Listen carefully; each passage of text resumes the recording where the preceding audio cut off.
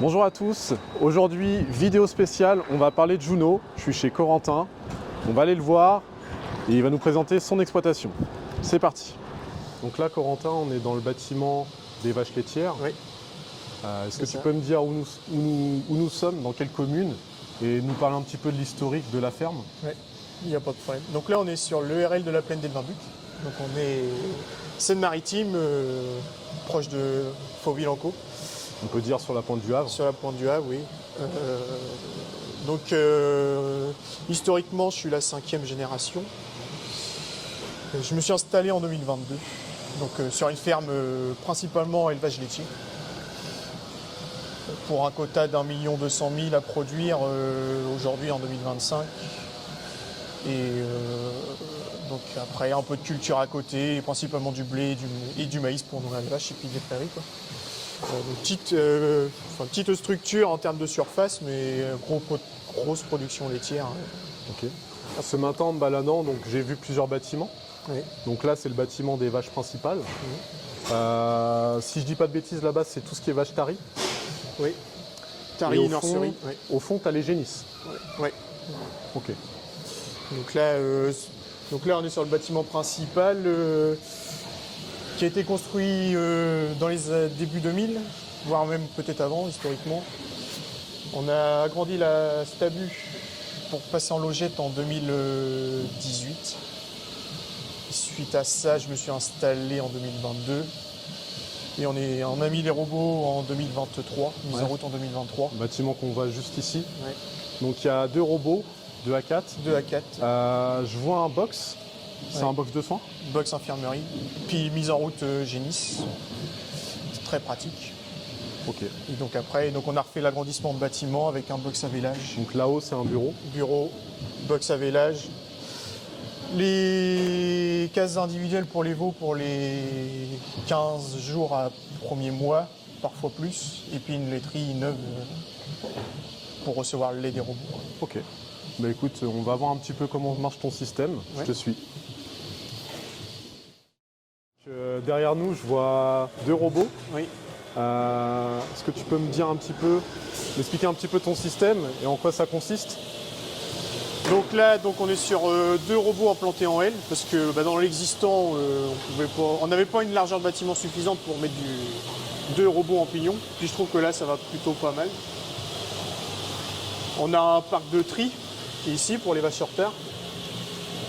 Et ça permet que si on a une vache en échec sur ce robot-là, elle est triée dans le pré-parc, elle est obligée d'en repasser dans le robot numéro 1. Et ça lui laisse une deuxième chance de se faire traire. Ça permet d'éviter d'avoir trop d'échecs de vaches à pousser. Donc après, on est en système logette sans paille. D'accord. Donc Bon, on peut même aller voir, Ouais. on va aller se balader. Ouais. Combien de logettes au total sur l'exploitation? Donc là, 110, on peut accueillir 110 vaches. D'accord. Je pense qu'il y a un peu moins aujourd'hui. Oui, il y en a 80 aujourd'hui. Donc on est plutôt en bas de l'effectif là. En bas de l'effectif.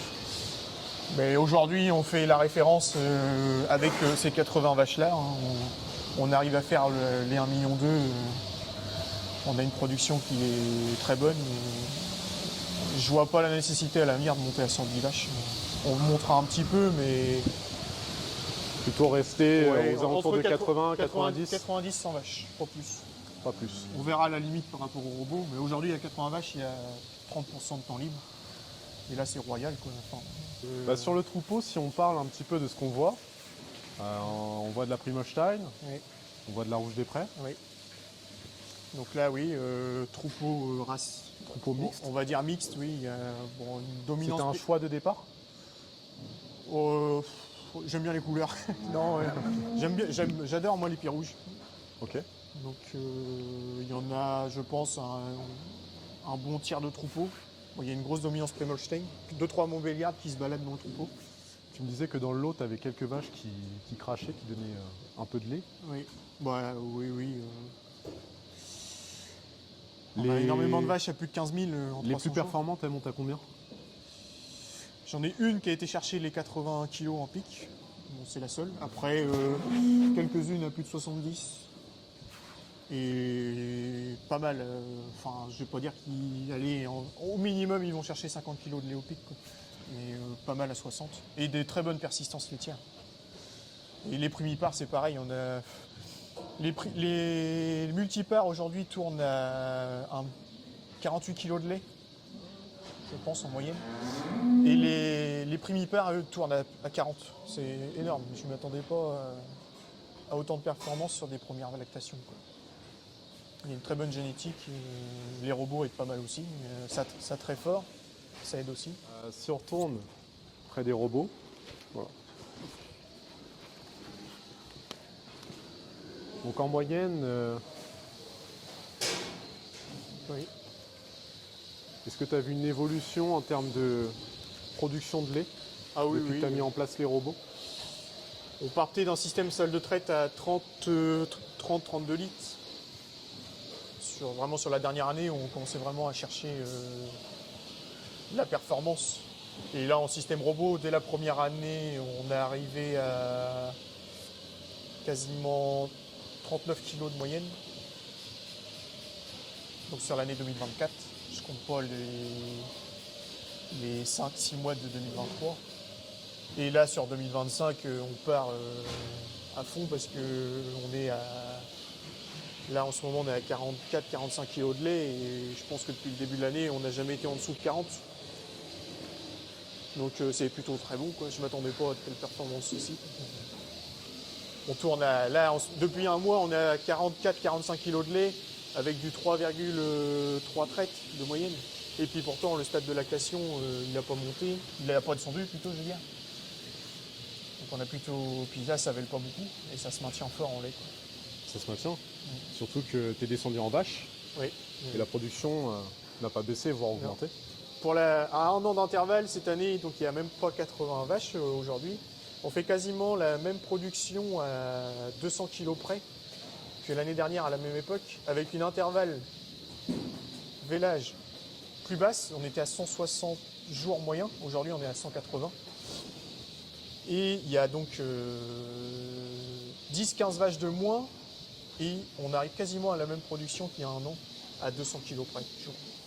Alors il y a aussi une porte de pâturage. Oui. Donc les vaches sont taxées à la pâture. Oui. Bon, ce matin j'ai fait un petit tour, j'en ai vu quelques-unes, pas beaucoup. Non. C'est vrai que maintenant avec le confort des logettes, Oui. la traite robotisée, Une bonne alimentation à l'auge. l'alimentation à l'auge, elles sont bien dans le bâtiment. Est-ce que avant c'était pareil ou tu as vu un changement? La dernière année où on a vraiment tourné en lait, ça sortait moins.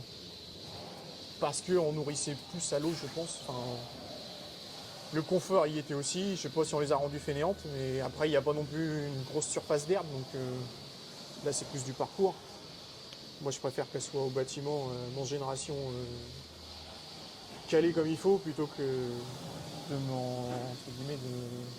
la mise à l'herbe. On n'a jamais été très bon. Donc, Puis avec la circulation libre, oui, elle sort quand elle veut. c'est ça. C'est celle qui veut rester dans le bâtiment reste dans le bâtiment. Ils ont le choix.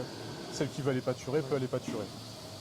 Et puis ça n'a pas baissé les performances, le fait qu'elle sorte. Bon, aujourd'hui, il n'y a pas 50% du troupeau, je pense qu'il a la volonté de sortir. Hein. Ils sont souvent dans le bâtiment. Moi, j'aime autant que ce soit comme ça. Ça me va très bien. Donc je te propose qu'on retourne du côté de la table d'alimentation Oui. et qu'on parle un peu repousse fourrage, puisqu'on est là pour ça. Donc en général, tu leur donnes à manger à quelle heure aux vaches? Donc là, depuis qu'on a le Juno, on nourrit une fois par jour le matin à 8h. D'accord. On nourrit pour la journée. Donc une distribution le matin. Une distribution. Voilà. C'est tout. Système godet mélangeur classique avec un télescope. D'accord. Combien de godets au total? Donc là, on distribue quasiment 4 godets donc, par rapport au volume. Un godet mélangeur, il ne faut pas le remplir à fond pour que ça fasse un bon mélange. Donc là, par rapport au nombre de vaches, ça va demander une distribution d'une bonne vingtaine de minutes, le temps d'incorporer la mélasse, faire les mélanges dans un temps correct pour qu'on ait une bonne homogénéité de ration. Et après, c'est là qu'on apprécie le changement avec le Juno. Avant, on nourrissait 2 fois par jour parce qu'on ne voulait pas trop avoir à repousser. On ne repousse pas au télescope avec une botte de paille ou on repoussait à la raclette. Donc on nourrissait 2 fois par jour. Et là, c'est appréciable le fait de nourrir qu'une fois.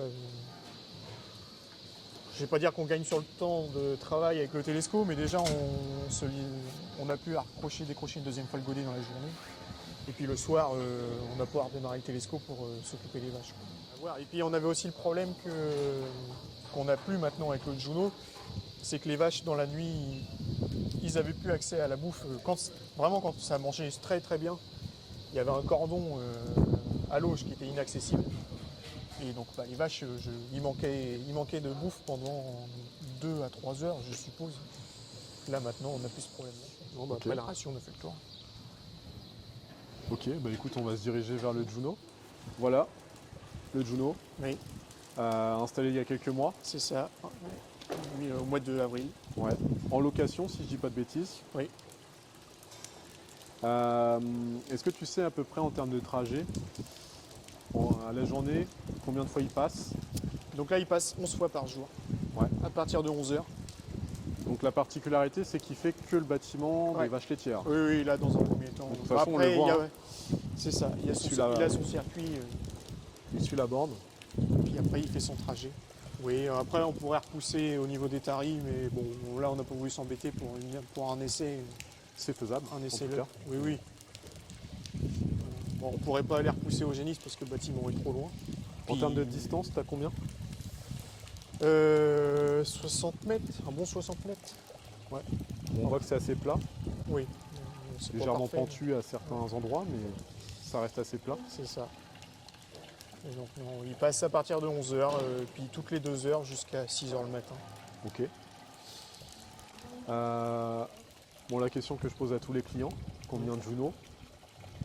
Au départ, c'était pour répondre à quelle problématique? Bah donc le manque de bouffe dans la nuit, ça m'a embêté. D'accord. Parce que ça pouvait quand même. Pour moi, il y avait quand même un petit manque là. Et puis l'aspect pratique, la distribution une fois par jour, ils ont la ration complète le matin. C'est repoussé tout au long de la journée, donc ils manquent pas de bouffe. Ils mangent, on va dire qu'ils n'ont plus de pic d'alimentation, hormis le matin quand on décile où forcément ça amène du mouvement. Je vais pas dire que tout le monde ne vient pas manger, mais les cornadis ils sont quasiment tous pris. Mais sinon dans la journée il n'y a plus d'effet de masse. Le soir on te redonne à manger. Donc je pense que les vaches ils ont une ingestion régulière. Et puis est-ce qu'il y a une performance supplémentaire qu'il a dû apporter aussi depuis un mois, quoi. Je ne sais pas la quantité de lait qu'on a gagné. Mais... Alors tu disais une meilleure ingestion, Oui. que ça crée aussi du mouvement. Oui. Est-ce que Oui, tu as parce qu'on a- le sentiment de ton côté que pendant les périodes creuses, le Juno apporte cette activité, cette fréquentation au robot?